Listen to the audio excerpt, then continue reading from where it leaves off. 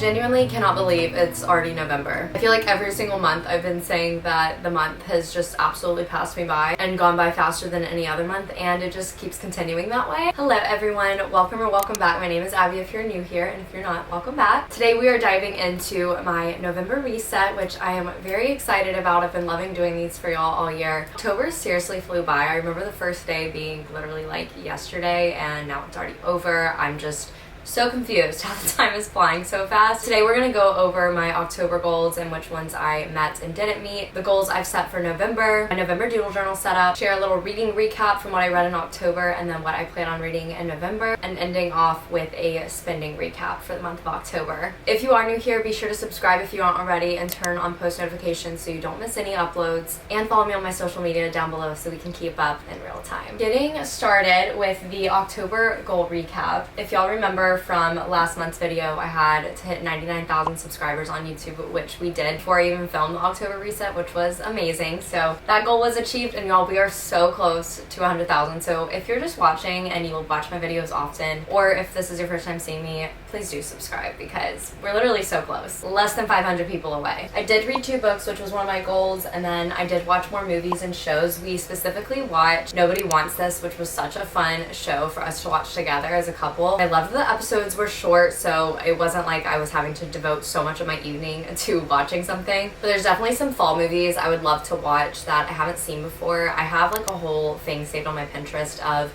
fall feel movies that I want to watch, and of course finish off Gilmore Girls because I am watching Gilmore Girls for the first time. I started it last year, but I'm still not all the way through because I only really watch it in the fall, but I've been loving that too. I do feel like for the most part I have ate more healthy overall and just whole foods, and had a better balance with my meals and what I'm eating, and overall just focus on my health, which was really the goal for October. It was definitely difficult because I was out of town 3 weekends of the 4 weekends of October, so the weekends were a little iffy because you can only do so much when you're out of town and you're limited in your food options. For example, going to the UT Georgia football game, there's not really much food option wise, so I kind of just literally ate chicken tenders and french fries for dinner that night, which is totally fine. And then same thing with the Eras tour, I had Tostitos chips for dinner, just like a little single serve bag because we didn't have time to pick something up, and that was just something I grabbed really quickly while I was there, which I did get to go, which was amazing. I'm going to be talking a lot more about that in my next vlog. And I do feel like I've done a good job of soaking up fall and being present so far. It's been really hard to though because it has been so hot in Houston. We had a very quick cold front come through about 2 weeks ago, and it felt like fall for 2 days, but it's back to just being so hot and humid. It's still like 90 degrees during the day, very humid,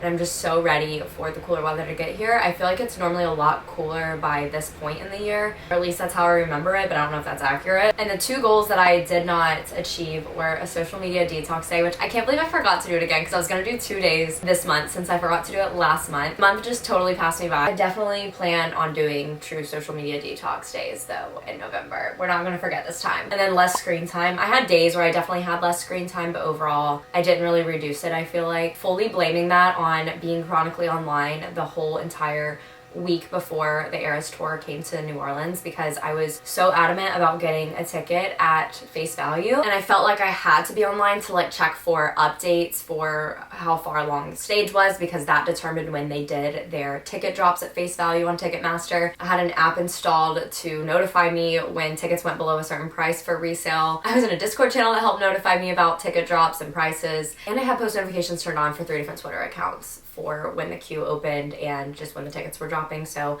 I was just doing the absolute most to try and find a ticket, and my husband ended up just surprising me with one. So all of that work was really for nothing, but he was really rooting for me and hoping that I would find one at face value, and if I didn't, his plan all along, from what he says, was to surprise me with one. He was just waiting until kind of the last minute to see if he could find me one, since he knew he would be able to buy me one last minute. It would just be for more than what a ticket's actually worth, of course. Definitely part of the reason why I was on my phone so much. Getting into my November goals. So I really want to carry on the theme from last month and really just through the rest of this year of slowing down, being present, and prioritizing rest, romanticizing the holidays and the season change, because this time of year is definitely my favorite and it just flies by every year. So I really just want to soak it up, and I have some exciting travel planned with family in November and December. I'm going home for Christmas, which I'm really looking forward to after not doing Christmas in my hometown last year. The next goal I have is to journal, which is just, it makes me laugh every time I put this on my goals, because I have not once been, actually I've been consistent with journaling once in my life, and it was back in college. I think it was like fall of 2021. I was actually pretty consistent with journaling every day, but I don't want to do anything that's too calculated. I kind of just want to be someone that journals about their day and their day-to-day life. Journals in that regard, and not necessarily a super detailed and calculated approach to journaling, like using specific journal prompts and stuff. So I really want to get back into it. I don't know about y'all, but I just feel like with how fast time goes by and social media and my lack and ability to be present, it keeps me from remembering just like small details of my days and everything. And I want to be able to like look back and remember things through the words I write. And I know that I document my days and stuff through vlogging and everything. I just think that I can get so much more emotion, obviously, on paper. Really just get in the habit of journaling about my day. And maybe it's not an everyday thing, maybe it's a once a week thing, but I really want to get into that habit. I would love to do junk journals, but I just don't think I'm gonna have the time for that once I start a new job. Next thing I have for November is to prioritize my health and mental health overall. If you all didn't watch one of my more recent videos where I put in the title of the video that there were health updates in it, I had quite an intense panic attack in October, or two really, and they were very scary, honestly, and I don't really know what was causing them. I think it was health anxiety related, but I don't really know what my chest pain was from, and I think it maybe could have been, I saw a lot of people commenting that it could have been anxiety that I had prior and it was just manifesting itself in my body a lot later, which is totally possible. I don't really know, but I think it was definitely a wake-up call for me to take better care of my mental health and overall just my health in general, which I am always actively trying to do, but I think that sometimes I get in these kind of ruts where I'm doing things, but I'm doing things because I think that they help with my mental health, but they're really just sort of checkbox items and they're not actually actively doing anything to help with my stress and anxiety, if that makes sense. And I just started taking 10 milligrams of Prozac, and I know that people say it takes, you know, time for that to kind of kick in and for you to like feel the difference and everything, but my mind is like so much more quiet on the days that I take it versus when I don't. I just started my period today, so I didn't take it today because I'm usually fine on my first day of my period. I'm prescribed to take it the 2 weeks before I start my period, so that's what I've done the last 2 weeks. And there were a few days I didn't take it because I knew I would be like drinking alcohol in the evening, but oh my gosh, those days that I did take it, I can look back and remember just my brain feeling so much more rested and just like quiet than it normally is. And I think that that will be a really good positive change for my mental health, and it's something I wish I would have talked to my doctor about sooner. The next goal is to hit 100,000 on YouTube, which I definitely think we can do. I really hope it happens before the end of the year. That would just be like so amazing. So I have that on here. And I have to be really intentional with my spending when it comes to Black Friday. It's always so tempting to just like buy a bunch of things on Black Friday just because the sales are so good. And don't get me wrong, I'm going to be purchasing some things for sure, but I'm like planning for those now so that when Black Friday comes around, I can say, okay, I've like committed this money to what I'm getting on Black Friday,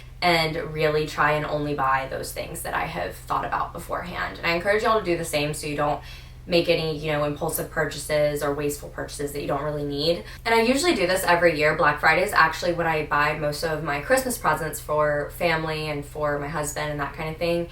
But this year for Christmas, my side of the family at least, we decided to just all go on a cruise together, which we're doing in November, which I'm looking forward to, but I'm also a little nervous about because I've never been on one and they've always freaked me out. But I know it's gonna be fun. I'm just like kind of sus about cruises and I always have been. But anyways, I don't really have to get many Christmas gifts because of that. I still need to get Christmas gifts for my husband's side of the family, so I will be looking into doing that around Black Friday.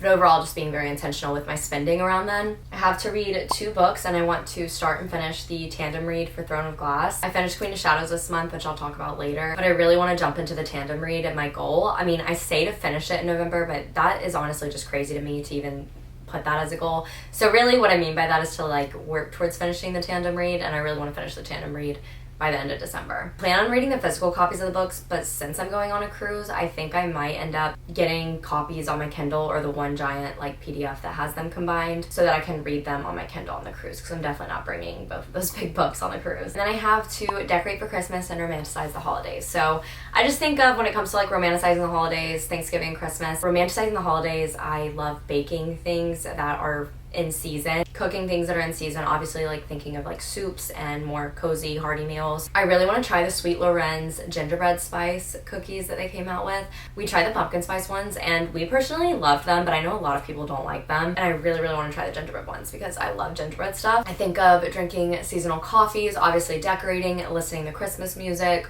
I think doing like simmer pots that have like very fall-esque smells is great. Attending things in your community that are centered around the holidays, fall festivals, that kind of thing. Watching Christmas movies, all that good stuff, reading cozy Christmassy books. There's a lot of options, but I really want to fully indulge in that. And one of the big reasons I really want to focus on resting this month is because I did get a new job, which this is the first I'm going to mention it in a video, but I will be doing like the grand, I guess, reveal, you could say, in my next vlog. So resting's just gonna be really important to me this month. I'm really not gonna push myself to just go like above and beyond when it comes to cranking out content and stuff, because I know myself and I know that I need to truly rest. And not saying anything's gonna be different, I'm still gonna be uploading at least once a week on YouTube. I just am not going to be like going out of my way to create extra content outside of that, especially given the holidays and going on a cruise with my family. I just think it's gonna be really important for me to rest before I completely like change my lifestyle here pretty soon. I can't lie, I'm extremely nervous about it, but I also feel optimistic.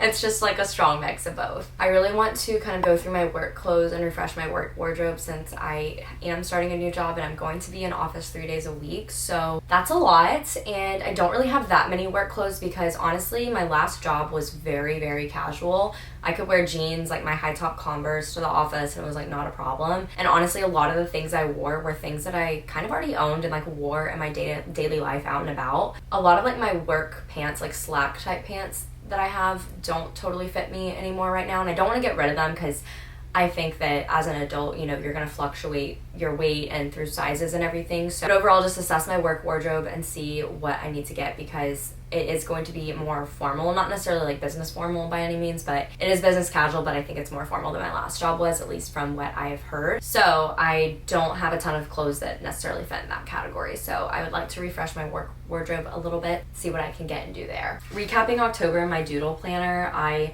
definitely was pretty solid with most of my habits. The one that I just absolutely failed in was reading nonfiction in the morning. And that's just because everything I was reading I was really into this month, which is a good thing. So it's totally okay. I'm not mad about it. Also totally failed with the screen time. And I didn't totally track this, honestly. Like that's why there's literally only one day colored in. There's probably more than one day that I had less than 2 hours a day. Was not good about tracking it. I'm not going back and doing it now. And then I tried to drink more than 80 ounces a day, and I was also not the best about tracking this. There's probably like 4 to 5 more days than what I have colored in, but overall, I did my best. I'm filming this on Halloween, but on my mood tracker, I had some really not so great days, but I think overall, it was a pretty positive month, especially towards the back half of this month. Moving on to my bullet spread. I haven't done anything the last 2 months on the bullet spread for the month. I did the cutest little Eras Tour memorabilia page, and I'm literally gonna cry. It makes me so happy looking at it because it was truly the best night of my life besides the night I got married, because it's just so incredible. But I really wanted to do something that kind of like commemorated the surprise songs I got and just overall had the theme of the Eras Tour. So I kind of did a friendship bracelet across the middle of the page that says the Eras Tour, and I very roughly just traced around a little chapstick I had for the circles. And when I say very roughly, I mean it. I wasn't doing this for it to look beautiful and perfect. I was just doing it to have something that I could do relatively quickly that would commemorate the whole experience. So I did a little NOLA night 3 because that's the night I went and colored it in sort of like the Mardi Gras colors. And then I added little details like the little light up bracelet in the corner, which I still have. I did a little Mirror Ball, Disco Ball, because Mirror Ball is one of my freaking favorite songs by her. My surprise songs were Dress and Afterglow on guitar, and then How You Get the Girl and Clean on piano, because it was a 1989 10-year anniversary. I am so happy with the surprise songs I got. Dress is one of my all-time favorite songs by her. Afterglow is probably my favorite from Lover, or one of my favorites from Lover. And then Clean is one of my all-time favorite songs as well, and one of my favorites from 1989. My dream mashup though was So It Goes and I Know Places. So It Goes and I Know Places are 2 of my all-time favorite songs, but I think the reason why I wanted them so badly was because she doesn't really play them often. There are a lot of Folklore and Evermore and like Midnight songs that I love a lot that I would have loved as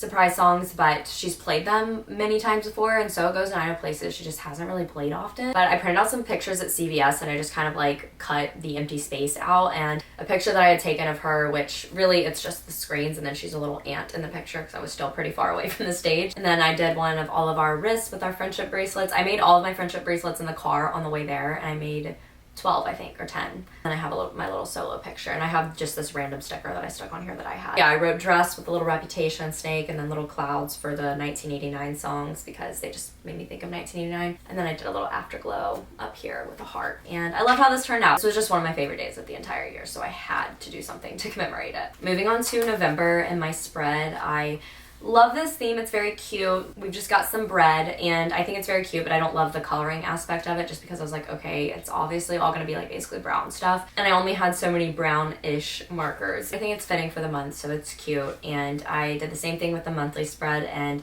I didn't show it in the video, but I filled out like the dates we have events going on. We have a wedding to go to, obviously Thanksgiving. We're going to a Texans game, going on a cruise, so I filled all that out. And then for the habit and mood tracker, my habits this month, I did read, making coffee at home, eating at home for dinner, exercising, evening walk, posting on Instagram, posting on TikTok, sleeping more than 7 hours, and then having screen time under 2 hours a day, which most of those are habits that I track every month anyways. And then I just did the same color theme for the mood tracker. And that's how it turned out. For my October reads, I finished reading Queen of Shadows, which was so amazing. In one of my more recent vlogs, I did a whole reading update and recap and what I was reading at the moment. So definitely watch that video if you want like more of an in-detail summary, because I'm just going to briefly go over it here. Queen of Shadows is part of the Throne of Glass series, and it's the 4th book in the series, depending on the order you read it in. 4th for me, at least. And I absolutely loved it. It's definitely been my favorite book in the series so far. And there were a lot of new characters that we met in the 3rd book that I didn't really know what their purpose was. I feel like in Queen of Shadows, the purpose of those characters was really revealed, and you could see like why they were introduced and what role they were playing. I became a lot more invested in the love interest in this book after not really being so enthralled by the character in the last book.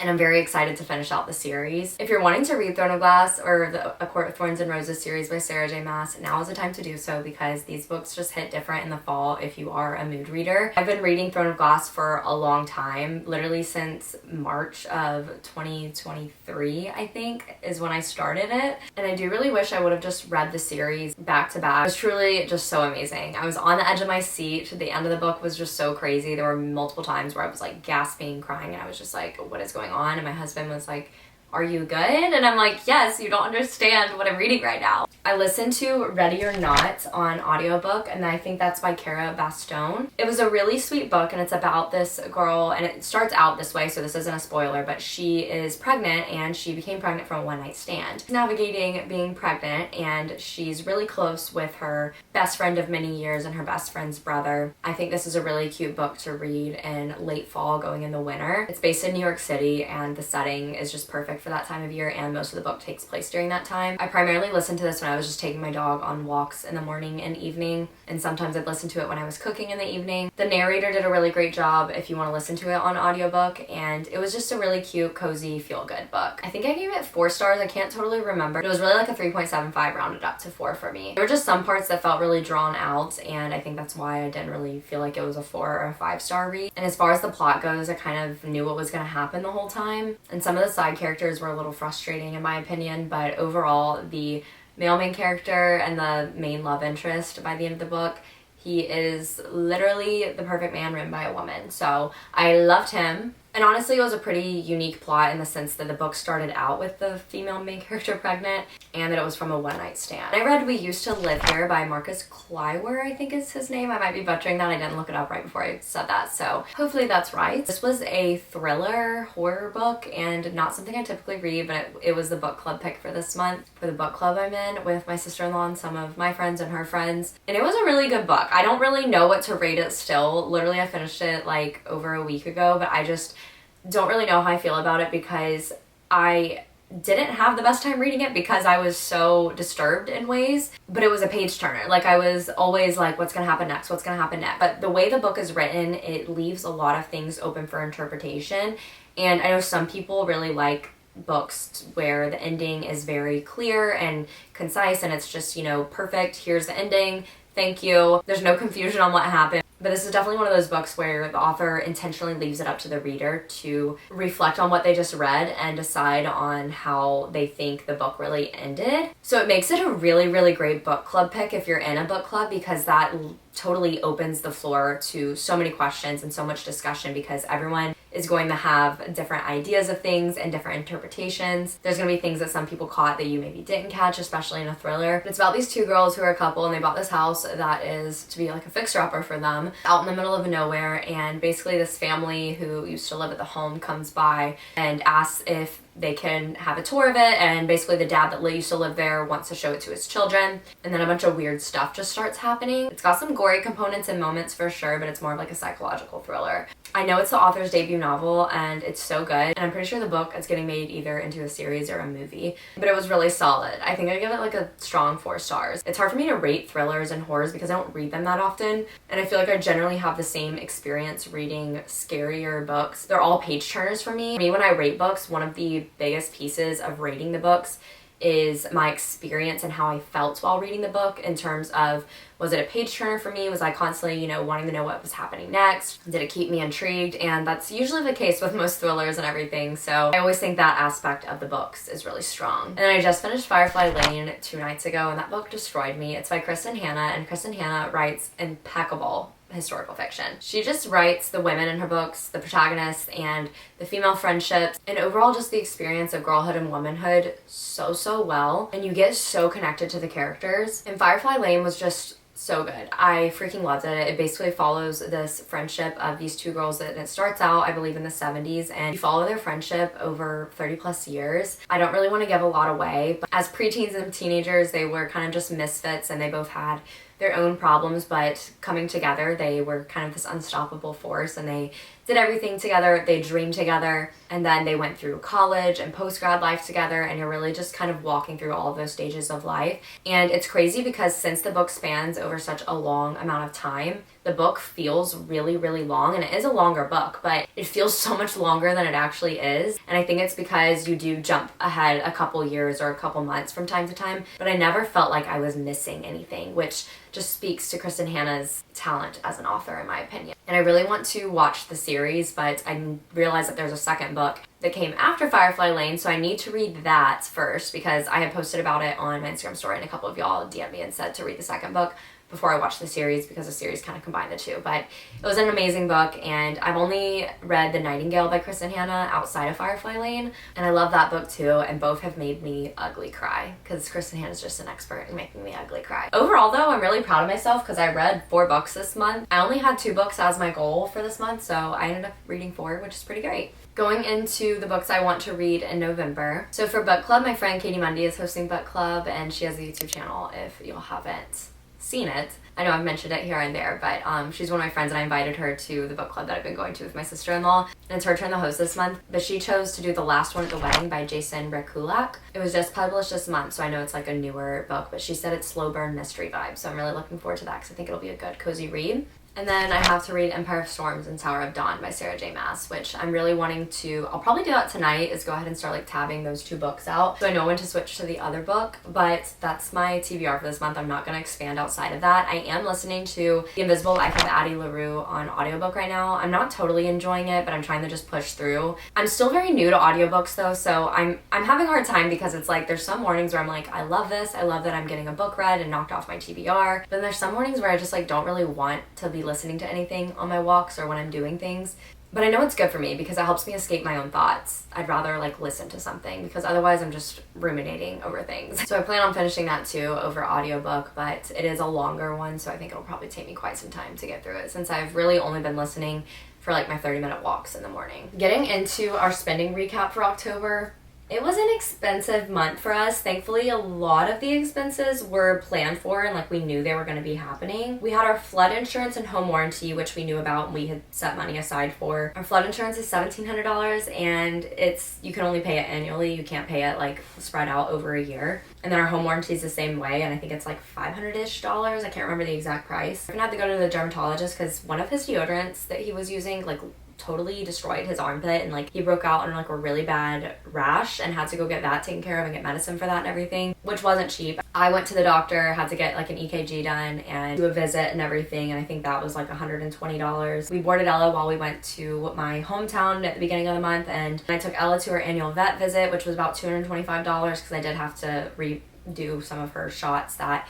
are annual and then some that aren't annual. And then we had to pay for our cruise excursions. So there were just like a lot of random expenses like that. And I also had to get 2 holes plugged in one of my tires, which was like $100. So some things planned for, some things not. Overall though, things like that are why I love having sinking funds. I have a pet sinking fund, so I was, ready for the expenses related to my dog. Same thing for our home. We have a home sinking fund. And for travel, for our budget, we were over on auto and transport, which I expected since I had to randomly get those 2 holes in my tires plugged. And then we also both got our cars like washed, and I got mine detailed this month, which was only like $40, but I don't really do that normally. Coffee, I am under by $27, which is honestly really solid because I included in this coffee that I bought for like my sister-in-law and my brother when we were in Florida. And then one of the things too is when we went to Mama Bowls and got smoothie bowls, so the smoothie bowls are included. So did pretty solid this month with not getting coffee out as much. For groceries, we are under by about $100, which is really good, especially after going pretty far over last month. Restaurants and dinings, we are $349 over, which with us being out of town 3 weekends of the month,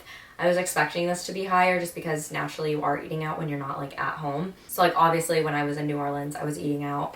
And then when we were in Austin, we had to eat like stadium food, that kind of thing. And it's always like obviously more expensive. And we did eat out with friends twice this month, once in Austin and then once in Houston, which we don't typically do every month. I'd say like every other month we like go out to eat with friends. So doing 2 in a month, I knew it was going to be higher too.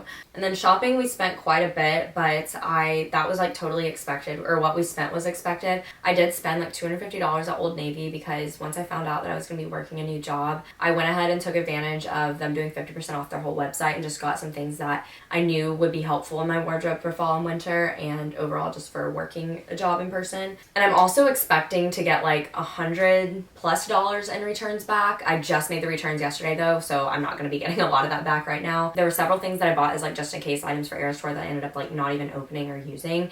So I returned those. I bought my new planner for this year, which that was like $50. So I'm really excited about it. Same thing as this, well not the same thing, but same company, Shop Amanda Rachel, and I got the vintage denim one, which is so cute.